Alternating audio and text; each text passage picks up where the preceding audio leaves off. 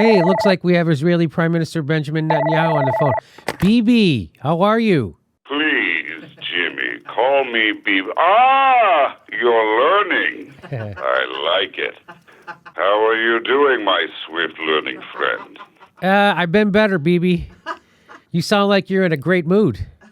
You can say that again, Jimmy. A few weeks ago, I was a soon-to-be disgraced politician marred by countless scandals.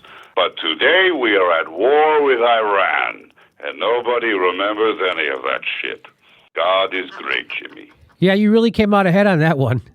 That is the beauty of the Israeli state, my friend. It is an American-style democracy in the Middle East. And by that, I mean whenever the head of state starts getting in trouble, he can always just blow things up in other countries. Never fails. No, it does not. Boom! No more scandal. And this one is a doozy, too. I mean, it could lead to war between your allies. Great work, BB. Jimmy, Israel has the right to defend itself. Iran launched a barrage of rockets at us from Syria, Jimmy. What do you expect us to do? None of those rockets really did any damage at all, and they're a response to an Israeli rocket launched into Syria first, which people don't seem to be talking about. Jimmy, we could squabble about who started what all day. But what is important is that Israel defends itself, and that means keeping Iran from having a nuclear bomb. I bet you're happy about Trump backing out of that Iran deal. He's a good boy, that Donnie. Does what we say. And yes, that was a rotten deal we had with Iran. We may as well have delivered a nuclear bomb to them in a fruit basket.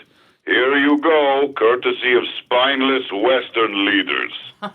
It's really Israel and the U.S. versus the world on this one. You realize that, right? It's important to make people think that if Iran gets a nuke, they will blow up everybody in the world.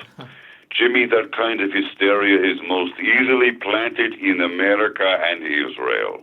And in those great countries, the idea that persistently trying to starve the Iranian people is good diplomacy takes purchase. I see. It is disheartening to me to see so many other Western countries in Europe and elsewhere lacking the spine to be irrationally terrified of brown people when we tell them to be. Right.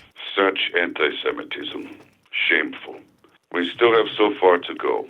All we ask is for a reversal of years of diplomacy and a return to a policy of sanctions, each more crippling for the Iranian population than the last.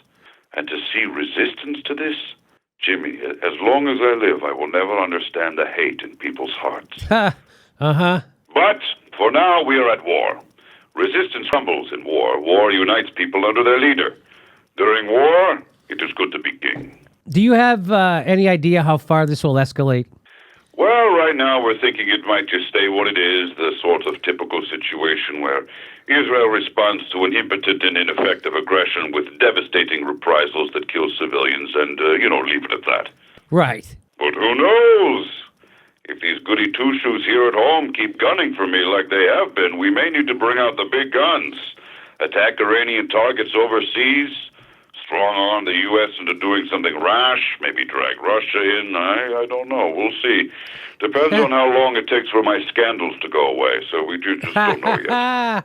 Okay, BB, well, thanks for talking with us, and you're an incredibly dangerous man and a threat to the world. Good to talk to you too, Jimmy, and I hope you will join us in praying for peace. Funny.